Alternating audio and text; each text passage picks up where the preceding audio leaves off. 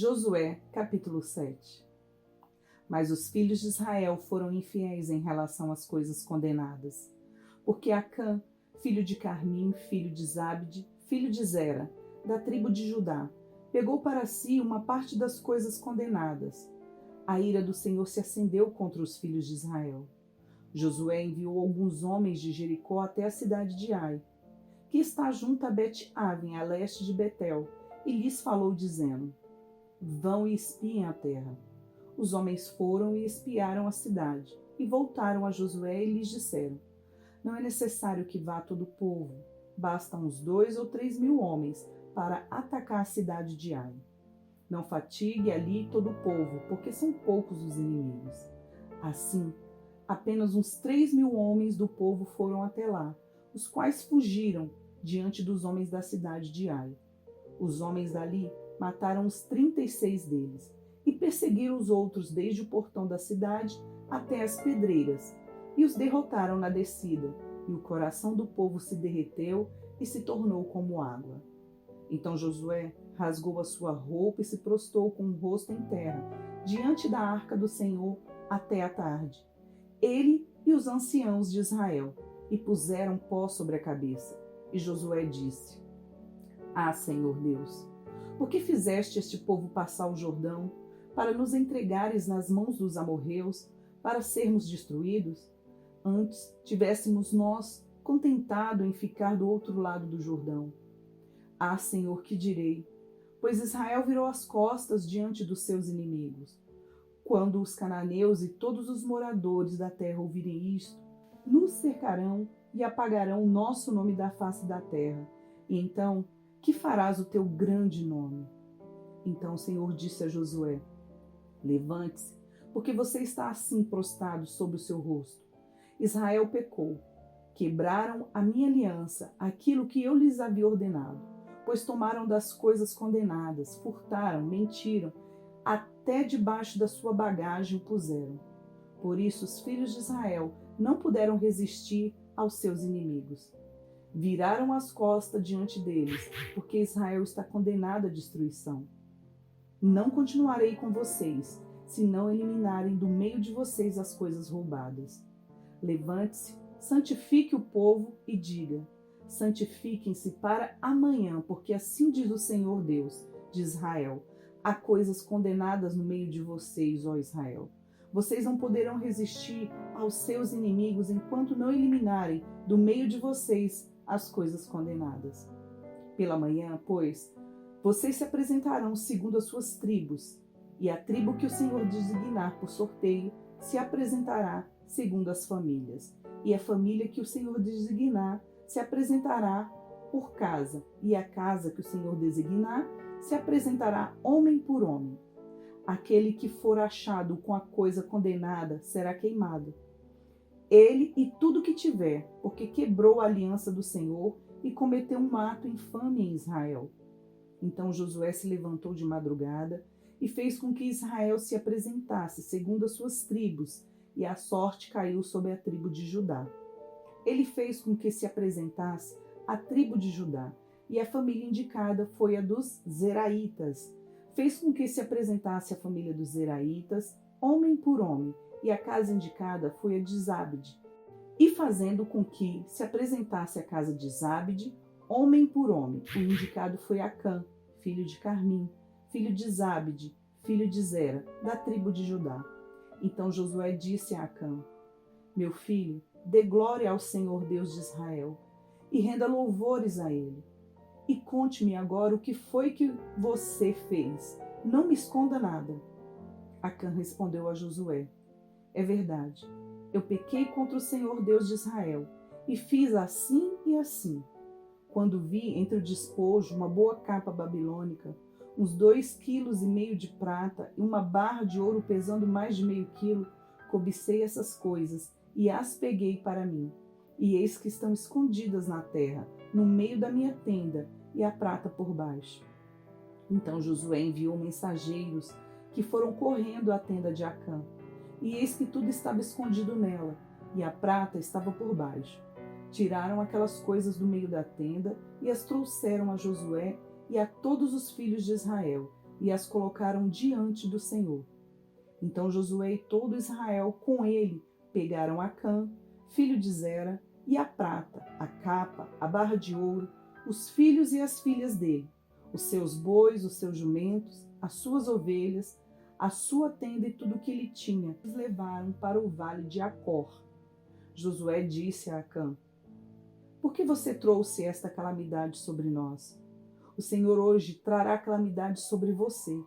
E todo Israel o apedrejou, e depois de apedrejá-los, ainda os queimou. E levantaram sobre ele um montão de pedras que permanece até o dia de hoje. Assim, o Senhor apagou o furor da sua ira. Por isso, aquele lugar se chama Vale de Acor até o dia de hoje. Josué, capítulo 8. O Senhor disse a Josué: não tenha medo, nem fique assustado. Leve com você toda a gente de guerra. Prepare-se e marche contra a cidade de Ai. Eis que entreguei em suas mãos o rei de Ai, o seu povo, a sua cidade e a sua terra. Você fará com a cidade de Ai e com o seu rei o que fez com Jericó, e com o seu rei, exceto que desta vez vocês poderão saquear os seus despojos e o seu gado. Ponha emboscadas a cidade por detrás dela. Então Josué se preparou com toda a gente de guerra para marchar contra a cidade de Ai. Josué escolheu 30.000 homens valentes e os enviou de noite. Deu-lhes uma ordem dizendo: ponha-se de emboscada contra a cidade por detrás dela. Não se distancie muito da cidade e todos estejam alertas. Eu e todo o povo que está comigo nos aproximaremos da cidade, e quando eles saírem contra nós, como da primeira vez, fugiremos deles. Vamos deixar que saiam atrás de nós, até que os tiremos da cidade, porque dirão: estão fugindo de nós como da primeira vez. Assim fugiremos deles. Então vocês sairão das emboscadas e tomarão as cidades, porque o Senhor, o seu Deus, entregará a cidade nas mãos de vocês. Depois de tomar a cidade, ponham fogo nela. Façam segundo a palavra do Senhor. Veja bem, é isto que estou ordenando a vocês. Assim, Josué os enviou, e eles se foram à emboscada, e ficaram entre Betel e Ai, a oeste da cidade de Ai. Porém, Josué passou aquela noite no meio do povo. Josué se levantou de madrugada, convocou o povo, e marcharam ele e os anciãos de Israel diante do povo contra a cidade de Ai. Marcharam também todos os homens de guerra que estavam com ele. Aproximaram-se e chegaram em frente da cidade e acamparam do lado norte de Ai. Havia um vale entre eles e a cidade de Ai. Josué reuniu uns 5.000 homens e os pôs entre Betel e Ai, em emboscada a oeste da cidade. Assim foi disposto o povo, todo o acampamento ao norte da cidade e a emboscada a oeste dela. E naquela noite Josué foi até o meio do vale. E aconteceu que, ao ver isso, o rei da cidade de Ai e os homens daquele lugar se apressaram. E levantando-se de madrugada, saíram de encontro a Israel, à batalha, diante das campinas. Porque o rei não sabia que uma emboscada estava armada contra ele, atrás da cidade. Josué e todo Israel fizeram de conta que estavam sendo derrotados por eles e fugiram pelo caminho do deserto. Por isso, todo o povo que estava na cidade foi convocado para os perseguir e perseguirem a Josué, e foram afastados da cidade. Nem um só homem ficou em Ai, nem em Betel. Todos saíram atrás dos israelitas, deixaram a cidade aberta e perseguiram Israel. Então o Senhor disse a Josué: estenda na direção da cidade de Ai a lança que você tem na mão, porque entregarei a cidade nas suas mãos. E Josué estendeu a sua lança na direção da cidade. Então a emboscada se levantou apressadamente do seu lugar, e ao estender ele a mão, vieram à cidade e tomaram, e apressaram-se e puseram fogo nela. Quando os homens da cidade de Ai se viraram para trás, olharam, E eis que a fumaça da cidade subia ao céu, e não puderam fugir, nem para um lado nem para o outro, porque o povo que fugia para o deserto se voltou contra os que os perseguiam. Quando Josué e todo Israel viram que a emboscada havia tomado a cidade e que a fumaça da cidade subia, voltaram e atacaram os homens de Ai. Da cidade saíram os outros ao encontro do inimigo, que assim ficou no meio de Israel, uns de uma parte e outros de outra, e os atacaram de tal maneira que nenhum deles sobreviveu nem escapou. Porém, o rei da cidade de Ai foi capturado com vida e levado a Josué. Quando os israelitas acabaram de matar todos os moradores da cidade de Ai, no campo e no deserto, onde os tinha perseguido, todos tinham caído a fio da espada e já estavam mortos. Todo Israel voltou à cidade de Ai e passaram a fio da espada. Os que morreram naquele dia, tanto homens como mulheres, foram 12.000, todos os moradores das cidades de Ai, porque Josué não retirou a mão que havia estendido com a lança até haver destruído totalmente os moradores da cidade. Os israelitas saquearam para si o gado e os despojos daquela cidade, segundo a palavra do Senhor que havia ordenado a Josué. Então Josué pôs fogo na cidade de Ai e a reduziu para sempre a um montão, a ruínas até o dia de hoje. Enforcou o rei da cidade de Ai numa árvore e o deixou ali até a tarde, ao pôr do sol, por ordem de Josué, tiraram o cadáver da árvore e o jogaram na entrada do portão da cidade. E sobre ele levantaram um montão de pedras que permanece até o dia de hoje. Então Josué edificou um altar ao Senhor Deus de Israel, no monte Ebal, como Moisés, servo do Senhor, havia ordenado aos filhos de Israel, segundo o que está escrito no livro da lei de Moisés, a saber, um altar de pedras toscas, que não tinha sido trabalhadas com instrumentos de ferro. Sobre esse altar ofereçam holocaustos a Senhor e apresentaram ofertas pacíficas. Ali Josué escreveu em pedras uma cópia da lei de Moisés, que este já havia escrito diante dos filhos de Israel. Todo Israel, tanto estrangeiros como naturais, como seus anciãos e os seus chefes e os seus juízes, estavam de um e de outro lado da arca, diante dos sacerdotes levitas, que levavam a arca da aliança do Senhor. Metade deles se postou em frente ao monte Gerizim, e a outra metade em frente ao monte Ebal, como Moisés, servo do Senhor, havia ordenado anteriormente, para que o povo de Israel fosse abençoado. Depois, Josué leu todas as palavras da lei, a bênção e a maldição, segundo tudo que está escrito no livro da lei. Não houve uma só palavra de tudo que Moisés havia ordenado que Josué não lesse para toda a congregação de Israel e para as mulheres, as crianças e os estrangeiros que viviam no meio deles. Jó, capítulo 24. Porque o Todo-Poderoso não designa tempos de julgamento, e porque os que o conhecem não veem tais dias. Há os que removem os marcos de divisa, roubam os rebanhos e os apacentam, levam a jumenta que pertence ao órfão, e como penhor ficam com o boi da viúva, desviam do caminho os necessitados, e os pobres da terra todos têm de se esconder. Como jumentos selvagens no deserto, os pobres saem para o seu trabalho, à procura de alimento. Em campo aberto encontram comida para eles e para os seus filhos. Cortam o seu pasto no campo e apanham as uvas que ficaram nas vinhas dos ímpios. Passam a noite nus por falta de roupa e não têm cobertas contra o frio. São encharcados pelas chuvas das montanhas e, por falta de abrigo, abraçam-se às rochas. Órfãozinhos são arrancados do peito e dos pobres se toma penhor. Os pobres andam nus, sem roupa, e famintos carregam os feixes. Entre os muros desses perversos espremem o azeite, pisam as uvas no largar, enquanto padecem sede. Desde as cidades gemem os que estão para morrer, e a alma dos feridos pede socorro. Mas Deus não considera isso anormal. Os perversos são inimigos da luz, não conhecem os seus caminhos, nem permanecem nas suas veredas.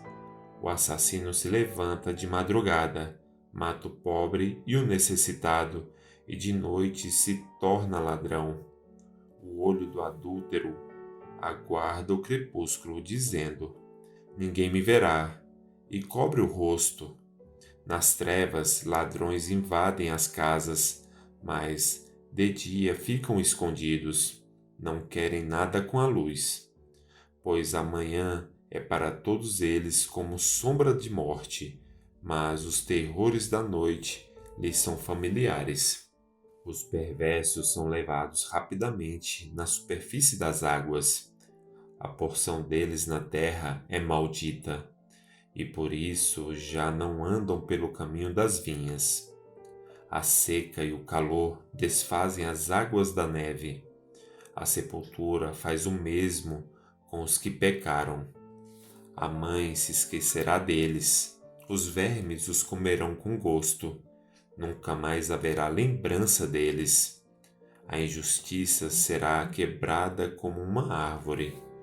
Maltratam as estéreis, que não têm filhos, e não fazem o bem às viúvas. Mas Deus, por sua força, prolonga os dias dos valentes. Eles se veem em pé quando desesperavam da vida. Ele lhes dá descanso e nisso se apoiam. Mas os olhos de Deus estão atentos aos caminhos deles. São exaltados por breve tempo, depois passam colhidos como todos os demais. São cortados como as espigas do trigo. Se não é assim, quem me desmentirá e anulará as minhas palavras? Atos, capítulos 10, do versículo 1 ao 33. Em Cesareia morava um homem chamado Cornélio, que era centurião de uma companhia do exército chamada Italiana. Era piedoso e temente a Deus com toda a sua casa, fazendo muitas esmolas ao povo e orando sempre a Deus. Um dia, por volta das 3 horas da tarde, durante uma visão, esse homem viu claramente um anjo de Deus que se aproximou dele e lhe disse: Cornélio. Este, fixando nele os olhos e possuído de temor, perguntou: O que é, Senhor? E o anjo lhe disse: As suas orações e as suas esmolas subiram para a memória diante de Deus. Agora envie mensageiros a Jope e mande chamar Simão, que também é chamado de Pedro. Ele está hospedado com Simão, curtidor, cuja residência está situada à beira-mar. Logo que o anjo que lhe falava se retirou, Cornélio chamou 2 dos seus servos e um soldado piedoso dos que estavam a seu serviço, e depois de lhe explicar tudo, mandou que fossem a Jope. No dia seguinte, enquanto eles viajavam e já estavam perto da cidade de Jope, Pedro subiu ao terraço por volta do meio-dia a fim de orar. Estando com fome, quis comer, mas enquanto lhe preparavam a comida, sobreveio-lhe um êxtase. Viu o céu aberto e um objeto como se fosse um grande lençol, que descia do céu e era baixado à terra pelas 4 pontas, contendo todo tipo de quadrúpedes, répteis da terra e aves do céu. E ouviu-se uma voz que se dirigia a ele: Levante-se, Pedro, mate e coma.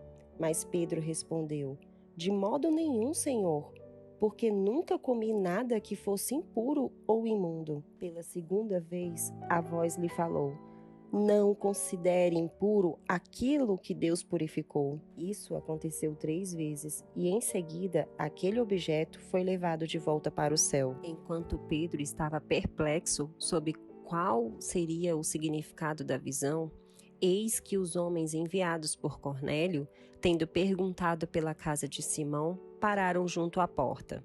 Chamando, perguntaram se ali estava hospedado Simão, que também é chamado de Pedro. Enquanto Pedro meditava a respeito da visão, o Espírito lhe disse: Estão aí 3 homens à sua procura. Portanto, levante-se, desça e vá com eles, sem hesitar, porque eu os enviei. Então Pedro desceu e disse àqueles homens: Eu sou a pessoa que vocês estão procurando. O que os traz até aqui? Então disseram: o centurião Cornélio, homem reto e temente a Deus, e tendo bom testemunho de toda a nação judaica, foi instruído por um santo anjo a mandar chamar você para a casa dele e ouvir o que você tem a dizer. Pedro, então, convidando-os a entrar, hospedou-os. No dia seguinte, Pedro se aprontou e foi com eles. Também alguns irmãos dos que moravam em Jope foram com ele. No dia seguinte, Pedro chegou a Cesareia. Cornélio estava esperando por eles, tendo reunido os seus parentes e os amigos mais íntimos. Quando Pedro estava por entrar, Cornélio foi ao seu encontro e, prostrando-se aos pés dele, o adorou. Mas Pedro levantou, dizendo: levante-se, porque eu também sou apenas um homem. Falando com ele, Pedro entrou, encontrando muitos reunidos ali, a quem se dirigiu, dizendo: vocês bem sabem que um judeu está proibido de se juntar a um gentil ou de entrar na casa dele.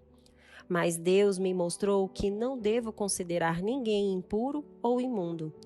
Por isso, uma vez chamado, vim sem vacilar.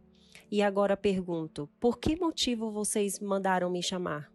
Cornélio respondeu: faz hoje 4 dias que, mais ou menos por esta hora, às 3 da tarde, eu estava orando em minha casa. De repente se apresentou diante de mim o homem vestido com roupas resplandecentes, que disse: Cornélio, a sua oração foi ouvida e as suas esmolas foram lembradas na presença de Deus. Envie, pois, alguém a Jope e mande chamar Simão, que também é chamado de Pedro. Ele está hospedado na casa de Simão, curtidor, à beira-mar. Portanto, sem demora mandei chamá-lo, e você fez muito bem em vir. Agora estamos todos aqui, na presença de Deus, prontos para ouvir tudo o que o Senhor ordenou a você. Curta, Comente E compartilhe.